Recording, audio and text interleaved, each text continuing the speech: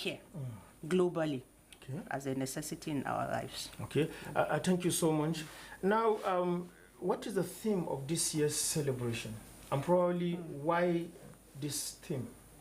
Now, this year, the theme has been coined to be Love Your Eyes Kids or Love Your Eyes Children. So essentially, it means this year we're focusing on child health. Okay. Now, we are all aware that we keep saying children are the futures of tomorrow. A child's eyesight is a necessity because there's this thing about catching them young. Most essentially, as I've said earlier, vision is necessary for good education. So a child needs his sight for good education. A child needs this same education to earn significant living. Now, even if a child was learning a trade, he needs this same sight to learn a trade to be essentially useful. And now we know in our society, a child that is not educated has every chance, a child with bad eyesight has 5 times risk of being uneducated, of not going to school, of not learning a trade, so of being a burden on other children later in future, of being a burden on society from the beginning. There is also what we call blind years. And adults that gets blind will have less number of years to be spent blind as against a child that will spend a longer period of years blind. So this will be an economic burden on the family, on the society at large. Exactly. Now, child health is it's a compendium, like a domino of many activities. It starts from when the mother is pregnant. The maternal antenatal care given to the mother goes a long way. From there, when the mother feeds well, goes to antenatal, many diseases that will eventually affect the child's eyesight are prevented. When the child is born in the first year, all the immunizations given, from the polio vaccines to the measles vaccines, all goes a long way. Good nutrition, all goes a long way in preventing potentially blinding issues to the child. From when the child starts school, the parents will need to note how to avoid excessive screen time, how the teachers should pay attention to when children that are not seeing well in class. So you can see that it's a domino of many activities. That's why this year we're focusing on the children, Love Your Eyes Kids, so that we can draw attention to these things. So when we tell mothers go for antenatal care, it's not basically for the mother alone. It's for this child's well-being eventually throughout life. When we tell parents, pay attention when your children complain that I am not seeing well, or you notice that a child simply loses attention with anything that requires vision, pay attention. So I'm part of the team of this year. We are also telling parents and caregivers that pledge to love your child's eyes. How do you pledge to love your child's eyes? You do this by paying attention. Ensure that any complaints a child gives about sight is taken seriously, because the tendency that parents and caregivers have the tendency of pushing it and say, okay, she will outgrow, he will outgrow. No, it's not like that. Because when a child has poor vision, that's what we call amblyopia. As I've said earlier, the eye and the brain have a connection. This message the eye keeps sending to the brain to interpret the world to us, it's a signal. This signal is necessary for this continuous communication. Once the sight is bad and the communication is broken, the eye will stop sending message to the brain, and this communication will be broken. And that's what brings about what we call, in layman's terms, lazy eyes. You see the eyes turning out or turning in. They will tease and say, this child has 3 o'clock eyes or 4. You see the eyes turning in or turning out because it's no longer sending message to the brain. So the eye feels, I have no need to keep working, to keep looking straight. It will turn. So eventually, when you correct whatever is causing this break in communication, you have to also start teaching the eye how to see again, how to reestablish this communication. Exactly. So, and it's something that can be easily prevented by simply paying attention, listening to when the child complains, listening to how any child that loses interest in anything that requires near work, or the child complains that I cannot see from far, I cannot see the board, pay attention. or you see any whitish or any discoloration in this black part of the eye, pay attention. A child complains that there is something hits me on the eye, pay attention. Take this child to seek care so that permanent damage and life-changing sequelae can be prevented. Okay, thank you so much. In case you are just joining us, the program is Nigeria Today, and we are focusing on World Sight Day.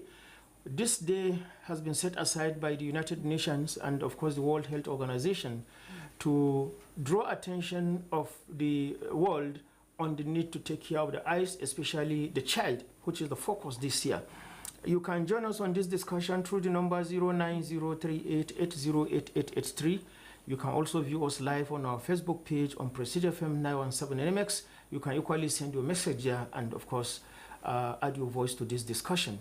You can also ask questions. We have with us this morning a specialist in ophthalmologist from the General Hospital Mina. She's also the chairperson Niger State Eye Health Program, Dr. Halima Isa.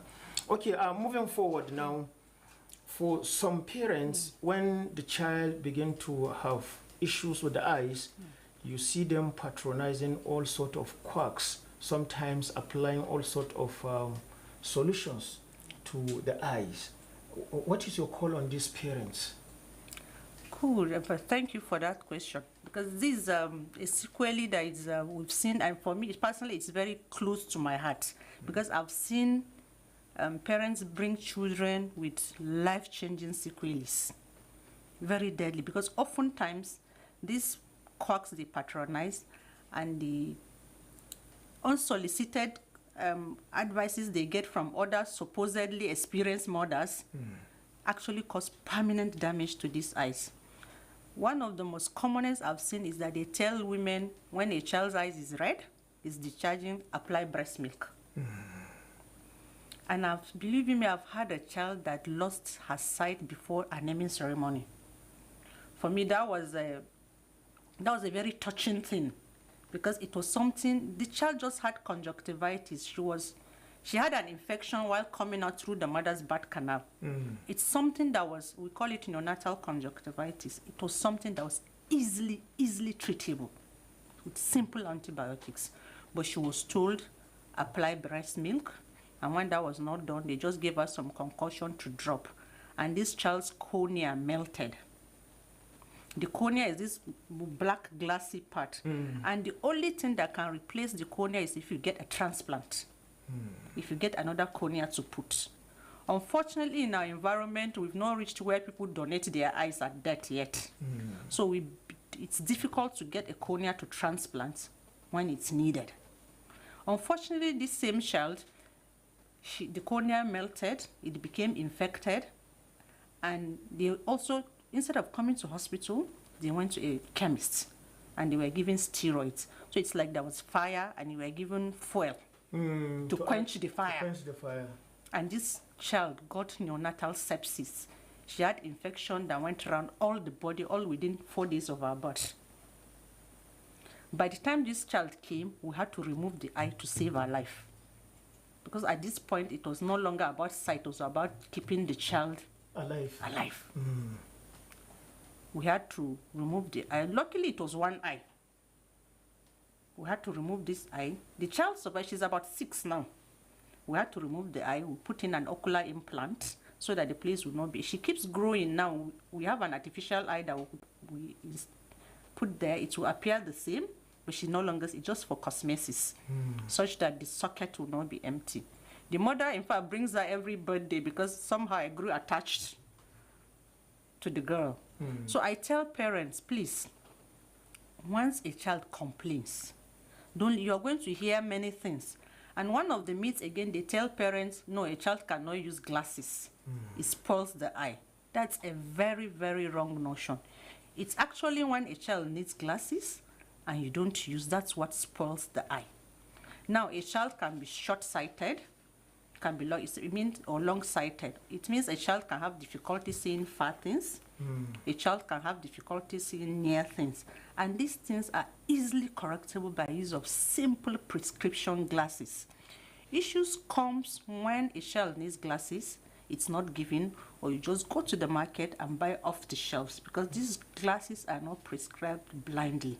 A child will come, the powers in the eyes will be tested, the degree of error, the deficit, will be tested, and the appropriate glasses will be given. And these appropriate glasses will also need to be changed as the child grows, because the power in the eyes changes as the child grows. Exactly. So it means this child will need recurrent, what we call refraction, the process of checking the powers in the eye, so that the appropriate glasses, oftentimes a child can outgrow it, because the errors are actually not the same, they vary. The severity also varies. So the child will be given glasses as at when due. And I tell parents, nobody says, in fact, you will see children within the first year using glasses. A child can be born with cataract. So one of the things parents should pay attention to is that when you see your child squinting, it means half shutting the eyes to look at an object. Or you see a child bending the head to the side, or lifting the chin to look. It's a telltale that there is a refractive error in these eyes. So this child needs to be brought to the hospital. Anytime a child's eye is discharging, please, it's a call for intervention. Bring the child to the hospital. Anytime you snap a picture and you see a whitish reflex, people call it cat eyes reflex. You see like a golden shine from within the eyes, or a whitish reflex within the eye. Please, especially this one is an urgent call for intervention. Bring the child to the hospital. And there are some myths around saying some things don't need hospital intervention. They are wrong. All these are wrong myths. We have many, even childhood cancers, we have children that are survivors. So we have children that have had cataract surgery done before the first year of birth, within the first 10 years of their life.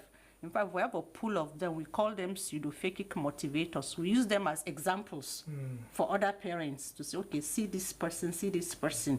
The example to tell you they've used glasses, they've had surgery, and they are doing beautifully well. I've had a patient that at 8, we saw her in one town when we went for free camps. She was blind in 2 eyes from cataract. We had an NGO that sponsored her surgery. The first day one of the eyes was done and opened, I've never seen a child so excited by seeing the basic day-to-day things that we take for granted. She will run out and pluck a leaf and bring back and tell you, what's this? This is a leaf. She will see colors, she will see cars, she will run after it, quite excited. And this child is in school now. This happened a year back. She's in school now, and she came back 2 months back, and she could communicate in English. Personally, I was very happy. In fact, the NGO that sponsored her surgeries were very happy. She's on their page. When you go there, you see her there. So she's one of our pseudophakic motivators. We use it to show parents that, okay, these things have simple, permanent solutions that gives a child a chance at success in life. Because in this environment, it's already difficult enough for a child born into low and medium income countries. The challenges are enormous. Now, add in the mix of this visual impairment. This child have a 5% chance of living in poverty for life. Exactly. Because this child will not, chances are that he will not go to school, or if he goes to school, he will perform poorly. And this might not be because the child is dull. It's simply because the child is not seeing, not understanding what's being taught. So I tell parents, and this child will be a burden on the other siblings eventually in life, on the parents, and perchance the society. Exactly. However, this can be reversed, because studies have proven that for every dollar spent on visual recovery, there is a 5% return in economic returns. So it's something worth doing well. Exactly. So for parents, especially for mothers, I tell us to listen. Listen to what the caregivers tell you, not what you hear at home. I've had patients come with simple conjunctivitis, just infection of the outer cords of the eye, and they'll tell them put sugar water in the eye, or drop a drop of fuel, a drop of kerosene, a drop of dove water used in feeding doves. Exactly. And those ones, they cause melting of the cornea, worsen the infection, and eventually lead to permanent damages. So I tell parents, please do not listen to these things. There are simple solutions available in hospitals. Now, the good thing is that General Hospital actually runs a 24-hour service for eye care. So there is no point at which you come to assess eye care and you don't meet a caregiver on hand. So treatments are available for these things. Parents, we should pay attention when children complain.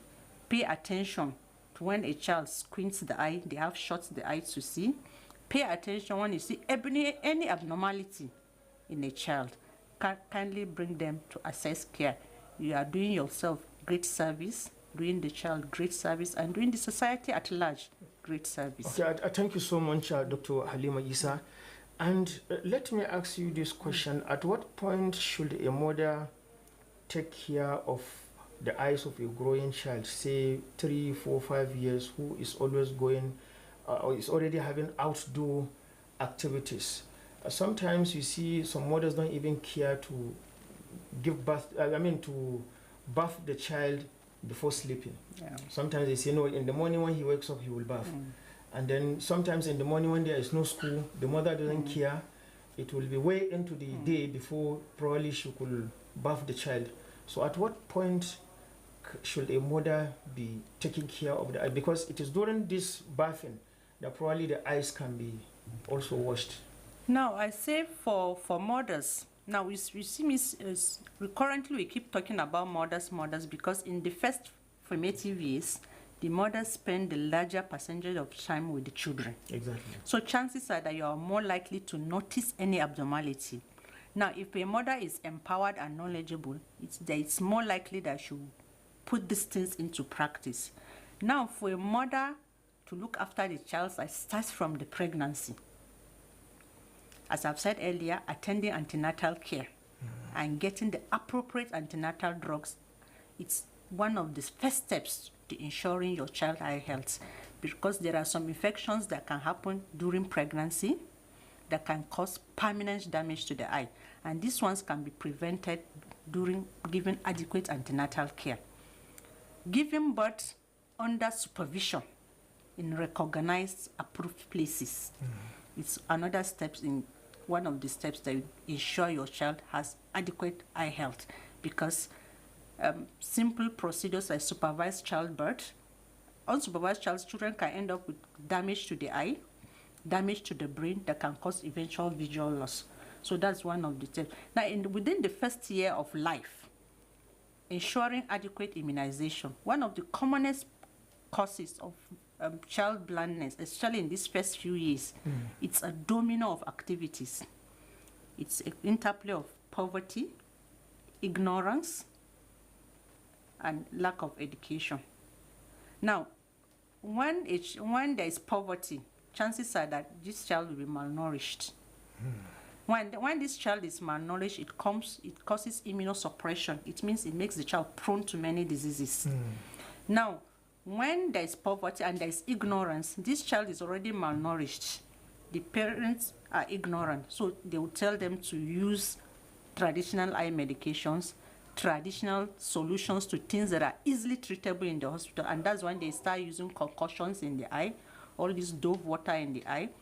When there is poverty and ignorance, chances are that this child will not be availed the opportunity for immunization. Exactly. So it's prone to things like polio, it's prone to things like measles, it's prone to things like malnutrition. Now, all these things is prone to things like vitamin A deficiency.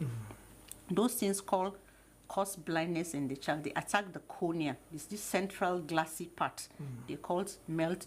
First, they call dry eyes, what we call keratoconjunctivitis sicca. It dries up the cornea. The cornea starts to break easily, like ulceration. It's scarce. And as I've said earlier, once cornea is lost, getting to replace it is an Herculean task in our environment because of its lack of its availability. So if we tackle these things around, educating the parents, empowering the mothers, it goes a long way in ensuring good eye health from children from the beginning.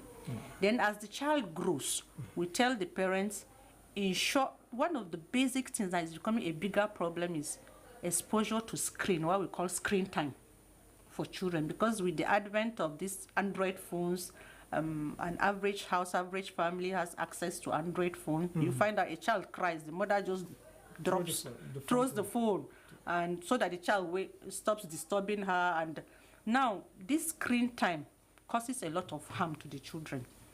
Beyond the sight, it causes dryness of the eyes. It causes the child to lose concentration. It causes the child's harm. It causes myopia, short-sightedness. The child ends up growing and cannot see far.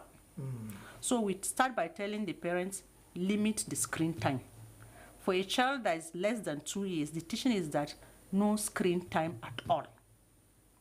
Don't give this child access to any phones, any screens at all. For children that are between 2 to 5 years, the screen time should not be maximum of 2 hours per day. Maximum of 2 hours per day, the less the better. Children that are between 2 to 15 or 17, they say maximum of 3 to 5 hours per day. Now, because this age group, possibly now homework comes on phones, homework comes on laptops, you may need to do, so beyond that, the allowance is between 3 to 5 hours per day. So we start by limiting screen time, because beyond these screens also come with ultraviolet rays exposure to the children, which is harmful. Also, we should pay attention for children that might not even be in school and are learning trade. So they should use protective eyewear for a child that is learning iron bending, for example. Yeah, iron bending. In fact, that's one of another common cause of injury, iron bending. They should use protective wear. Mechanics, they should use protective wear.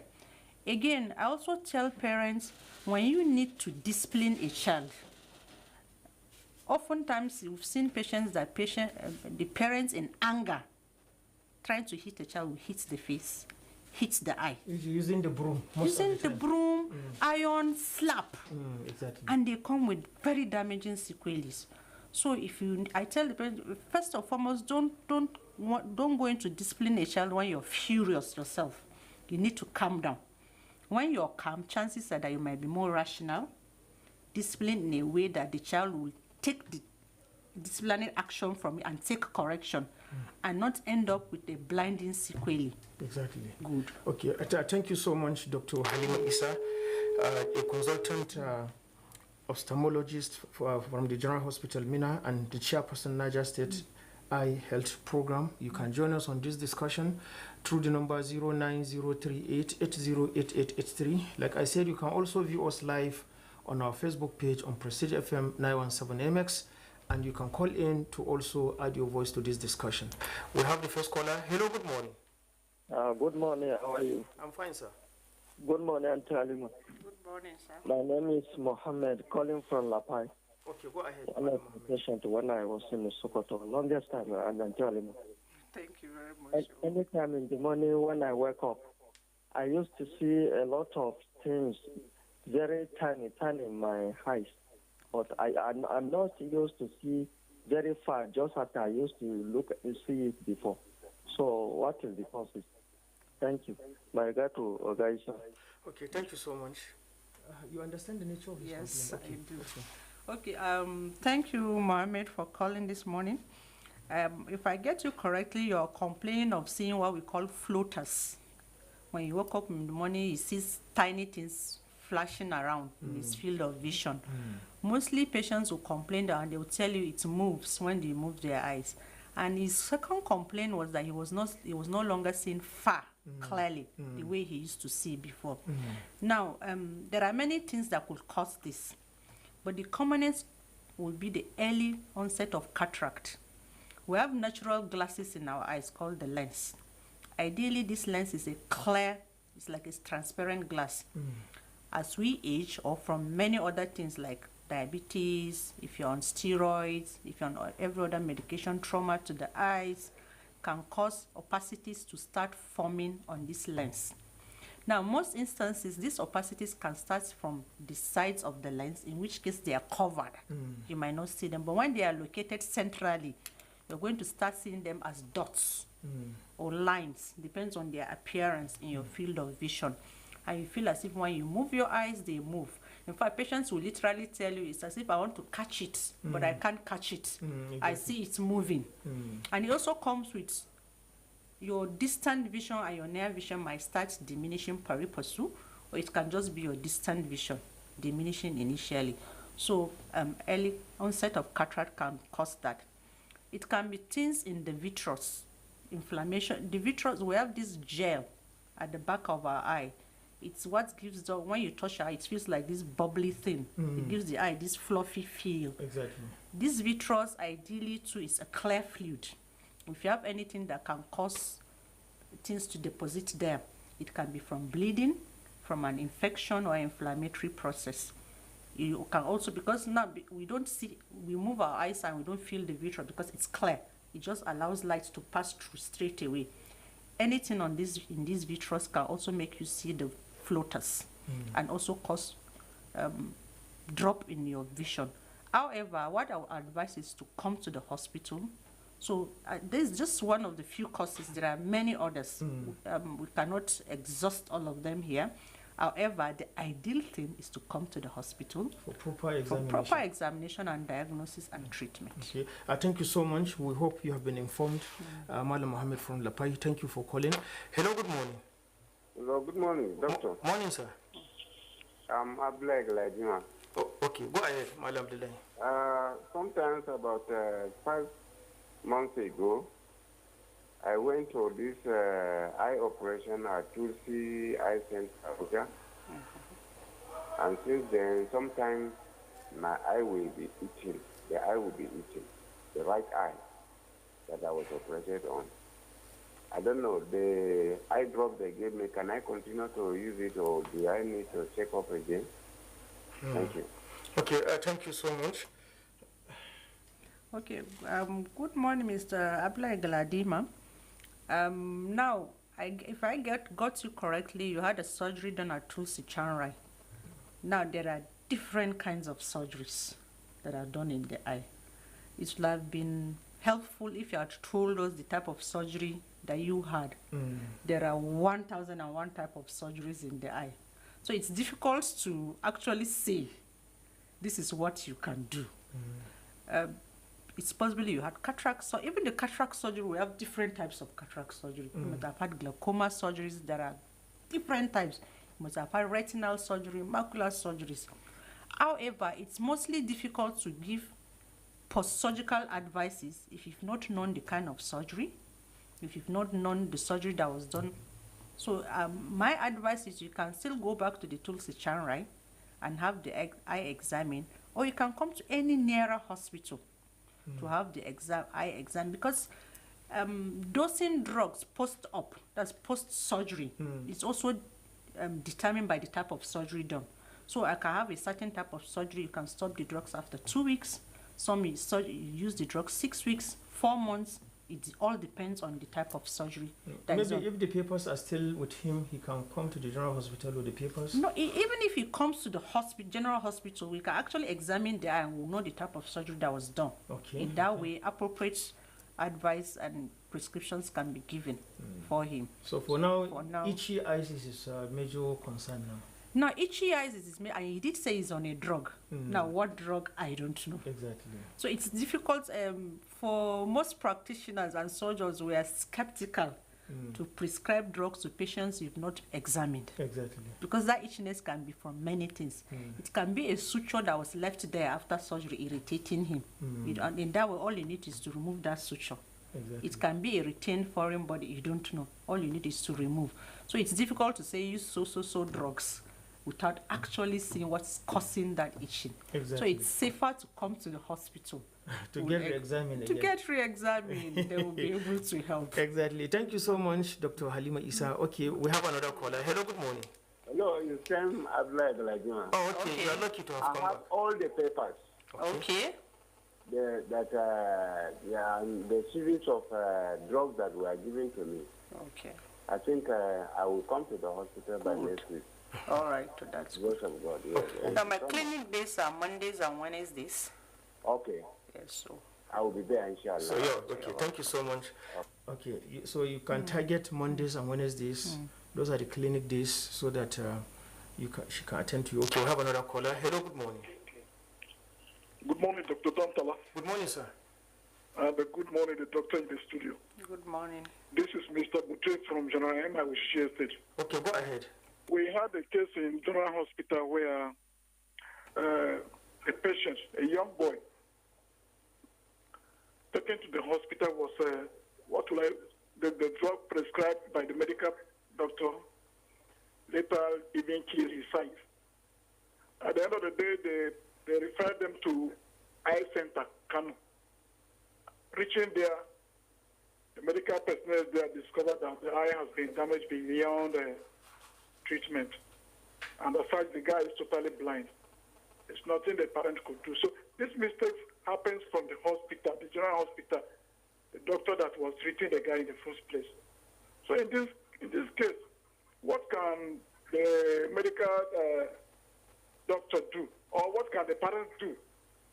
When you know the solution is from the hospital and reaching the hospital, at the end of the day, the first drug they prescribed to you ended damaging the eye of your picking. Thank you. Thank you so much, Mr. Buti. Okay, thank you, Mr. Gute, for drawing my attention to this. Now,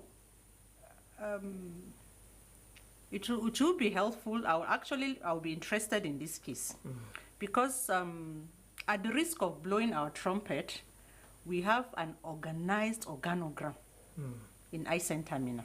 As I've said, we run a 24-hour service. We have like a screening clinic that is run by our nurses. We call it primary care clinic. We have the consultants clinic, which I man. So the screening clinics, usually they see and treat the simple cases. Anything beyond then they send to the consultants clinic. In the consultant clinics, I also have some medical officers that work under me. They will see simple cases, and anything that is beyond them, they will bring to my attention. So it's difficult to bring a patient that is requiring specialist attention that will pass by me without them calling my attention to it. Even on the days that it's not my clinic day, if a case comes, they call my attention to go and attend. That's why we have call hours. Now, it's difficult to, I usually tell people when you hear complaints about hospitals, about doctors, there's always a danger in listening to single narration. So we need to actually critically look at this. Maybe if Mr. Bute is still interested. If you are still interested, you can bring the patients. If the patient was seen in same general hospital, Mina, the folder will be there. Exactly. And we can easily trace this and find out what is wrong. Because most instances, at times when they bring cases like that, they bring patients that are already blind from their pre-existing conditions. Now, for me, mostly when I see, I will tell you, okay, this is the condition, so that you are not expecting magic. But oftentimes, patients will say, okay, we've heard, and they go elsewhere. In fact, I've seen patients that I've seen in my hospital here and I've counseled. I will see them in a different place and they will tell you no doctor has ever told them. And I will say, okay, I saw you so place and I told you. However, I'm not absolving us completely. Mistakes are a possibility. Exactly. However, the good thing is that we say, please come with this patient. If you have the patient's number or file number, it's something we can easily trace. We can have a look at it and fashion a way forward. Exactly. Okay, thank you so much, Dr. Halima Isa. We have another caller here. Hello, good morning. Doctor, good morning. Morning, sir. Yes, who are we speaking to? This is Jumo Hazel from Beda. Okay, go ahead, Mr. Jumo. Doctor in the studio, good morning. Good morning, sir. Anyway, Dr. Dantala. Yes, sir. We have two doctors, doctor by profession, doctor by prevention or profession. I think we are expected to be doctors for ourselves. Prevention is always better than cure. Professionally, if we cannot be able to protect our health, I think one way or the other we should be able to do it by thinking and getting what are the preventive measures. Doctor, maybe when you look at one of the challenges the children are having in respect of time, I can't forget this. You should be able to look at the differences in those days and now. In fact, the differences is too much. Which it has shown that our colonial mothers, they give concentration to the children to make sure that they breastfeed them at least 2 years. But the modern mothers today, very unfortunate. They are afraid of their physical lose, not minding the problem or the challenges it face for the child. And one of these is that inadequate breastfeeding to the children. That is what results into side challenges. Please, doctor, as far as the doctor is concerned, you don't need to be tired of person. I know you have been doing your possible best to make sure that you encourage them to breastfeed their children as when due. Continue to do that. Let there be more preservation. One of the great challenges that we are having, majority of the parents today, they did not care to tell their children at what period to eat, what period to lose, and what to eat. There should be a difference between the distance of looking at television and you should be able to calculate. You should not be too close and not be too far. And even if a child is reading, there should be a clear light to read. I don't know if I'm making a point, doctor. Yes. So those are one of the preventive measures that if we are able to concentrate on it, especially the challenges is going to be less. Another challenge is again, imagine so many women today are into makeup. Imagine highlights that comes with chemical. You know, there's no doubt about it. You are using the chemical you put to flash into the eyes, which is my result to eye problem. Things like that. Lastly, doctor, when you look at it, one of the main challenges they're having is what the children consume and what they do. Prevention is always better than cure. Let's exercise them. Let's know what to eat that will affect our eyes. Let's know what to eat that will improve our eyes. Thank you. Thank you so much. Dr. Halima, one of the major takeaways from his submission is for nursing mothers these days, breastfeeding the child when they feel like, not on demand. What is the drawback of this style of breastfeeding? Okay, you recall I did say earlier, for child health, it's a continuum from the pregnancy to the nursing period to the preschool, and now breastfeeding is a cardinal part of it. The breastfeeding portfolio, it's being taught that you should do exclusive breastfeeding for the first 6 months before you introduce supplementary feedings. Now, I'm sure that at most hospitals, as most antenatal clinics, they are being taught this. However, I would like to say the technicalities and the difficulties of our day-to-day living now has kind of made that difficult. I like to teach the right things, preach the right things, but oftentimes it's also good to be realistic. Now, if you look at the days of our mothers, most of our mothers earlier on were not working class women. Exactly. They had no issue of breastfeeding. They were with the child 24/7. It was easy to breastfeed for 1, 2, 3 years. And it was, most of us that grew up then, most of us had breastfeeding for at least more than 2 years. Exactly. But now that may be a bit technically difficult to sustain. We have career mothers these days. And this career model, it's an act of necessity for most women, not as a choice. Exactly. For some, it could be a choice, but truthfully, for most, it's as a necessity. However, you can reach a midpoint. Most facilities now have daycare. So what we teach mothers is that you can do your exclusive for the first 6 months. Technology has made it so easy for us now. You can actually express breast milk, store it, and it's healthy, it's fresh. It stays exactly the way a breast milk is.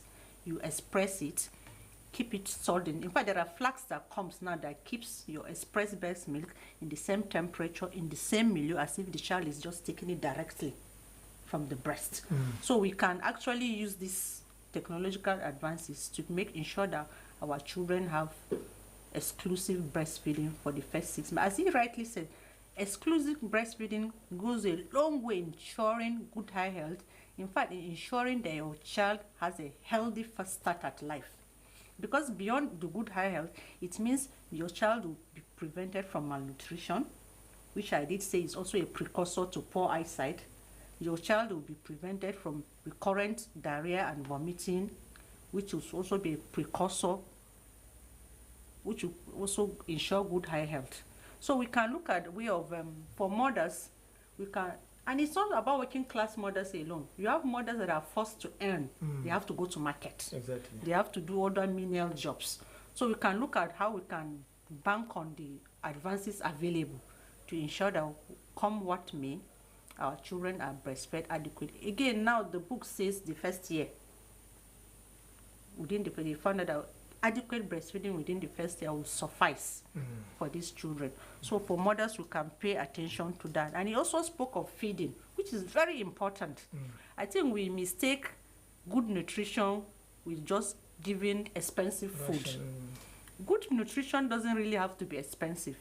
You can have mango in your house, you can have orange in your house, you can have cashew, you can have guava and other things. I tell you, it's instead of giving your child Fanta to school, put mango in their lunchbox, and it's healthier. Put carrot in their lunchbox, make carrot juice, squeeze fresh orange juice. It's healthier for the child. There are easy, simple things. This ordinary meal and cooker we make is very nutritious for the eye. Green things, vegetables, they are most things that you can actually plant in your own houses, and they are good sources of vitamin A for the child. So you see, the good nutrition doesn't necessarily have to be expensive. We just have to be ingenious, and they are very essential for the eye. Now, about looking at screen for a long time, there is what we call 20-20 rule. They say if you're looking at a screen for 20 minutes, take a break after 20 minutes, look at 20 feet away for 20 seconds to rest the eye. And that goes for both children and adults. It's called 20-20 rule. Look at the screen for 20 minutes, look away at a distance of 20 feet for 20 seconds, just to rest the eye. And this goes a long way. Also use protective eye shields. You can use photochromic glasses if you have to look at screen for long hours. It also protects the eyes from ultraviolet rays. And also there are screens that are eye also friendly. yes, there are also screens that come with this inbuilt ultraviolet rays protector, so you can actually aim for those ones. They are also eye friendly. And also I tell mothers, pay attention when children are playing with sticks. Around my neighborhood, children know when they see me coming back from work, they start throwing away sticks. They will start telling me she's coming back because I stop and I collect whatever I think, because all I see in my head is they bring them back to me with all the likely damages, injuries, and I stop. So it's a reflex for them now. When they just see me coming, you see them telling me that she's coming back, and they throw away. So mothers, we can pay attention. Again, when you see them playing with harmful things, the most recent one I've had was a child that threw this dry cell battery into burning fire. And it just exploded on his face. The boy lost that eye because it burnt half of the face, ruptured the eye. So oftentimes we also have to pay attention and teach them. Usually when I collect these things from them, I tell them, okay, it's danger, this is what can happen, this is what can happen, this is what can happen. And eventually they will learn that and try to avoid. Again, children will also be children. So that's why the teaching has to be a continuous thing. Non-stop. Pay attention and keep telling them the right things to do. Okay, thank you so much. Our time is fast spent. Apart from this media discussion, what other activities have been lined up to commemorate this day? Good. Part of this commemoration of this World Sight Day, as I've said earlier, the theme for this year is Love Your Eye Kids. So we have program schedule. We are going to go to Government Secondary School, Boso Road, and Challenge International School. We are going to examine the children's eyes, pick out the ones with refractive errors, that's defects in their eye. Those that are short-sighted or long-sighted, they will be given corrective glasses for free. We will also examine the teachers, the ones that have presbyopia, difficulty in reading. They'll also be given, not all, but few of them will be given free reading glasses. There's also road work to raise awareness to this. When is the road work? Next Thursday. Next Thursday. Yes, okay. next Thursday. This activity too is next Thursday. Okay. Yes, so okay. this partnership between the Niger State Ministry of Tertiary Health, Niger State Ministry of Primary Health Care, and the Niger State Eye Health Program, together with National Program for Eye Health. Okay. Thank you so much, Dr. Halima Isa, and we wish you the very best as you embark upon these activities on Thursday next week. Listeners, this is where we come to the end of the program. We hope you have been informed, you have been educated, you have been enlightened. Today we've discussed the World Eyesight, the World Sight Day, with the theme "Love Your Child, Love Your Eyes, Kids." Kids. Okay, and this is referring to the kids with Dr. Halima Isa. She's a consultant ophthalmologist from the General Hospital Mina and the chairperson Niger State Eye Health Program. Thank you so much for those who have made their calls, and of course we've not been able to read our Facebook messages. We sincerely apologize for that, and we also thank you so much, Dr. Halima Isa, for being here. It's my pleasure. Thank you so much, and on behalf of everyone in the studio, especially Stephen Jia, who brought us live on our Facebook page, and Safia Dahir Sharif, who is the DC on duty. My name is Mohammed Antala Aliu, hoping that you continue to remain good citizens of Nigeria. Thank you so much, and bye-bye.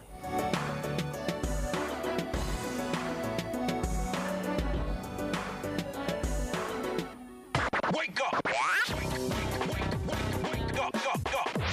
God help us all. Get up and say good morning, you sleepy Nick. Good morning! Prestige. Yana da kyau don cin nasara a cikin garabasar ga kauri ga daɗi na cowbell tare da tsabar kuɗi na naira miliyan 150 da kuma kati na yin waya kyauta. Don shiga, siya jaka guda 10 na cowbell mai giram 12 ko jaka guda 1 na cowbell mai giram 320. Kaddamar da duk jakan fanko zuwa kowace cibiyar fansa da ke kusa da ku don samun cancantar yin wasa, kuma ku tsaya damin cin nasara. A karce katin domin a samu nambobi, tura sakon nambobin zuwa ga 1393 don a shiga a wasan garabasa daga watan Oktoba zuwa Nuwamba. Domin ƙarin bayani a ziyarci www.cowbell.ng. Akwai sharuɗa da ka'idoji. Cowbell, our creamy goodness. Makarantar Jammaja English Academy a yanzu haka tana ɗaukar ɗalibai a reshenta da ke nan cikin garin Mina. Ana gabatar da darussa a ranakun Asabar da Lahadi. Wannan dama ce ga ɗalibai maza da mata, ma'aikata, 'yan siyasa da ma 'yan kasuwa. Kuma akwai satifiket idan an kammala karatun. Masu sha'awar shiga Jammaja English class su hanzarta zuwa sayan fom akan kuɗi naira 2,000 kacal. Muna buɗe ofishinmu kullum daga karfe 9 na safe zuwa karfe 6 na yamma. Za a same mu a Okada Road bakin Gada Plaza kusa da masu kayan miya a garin Mina. Amma a sani idan fom ya ƙare sai bayan wata 3 za a sake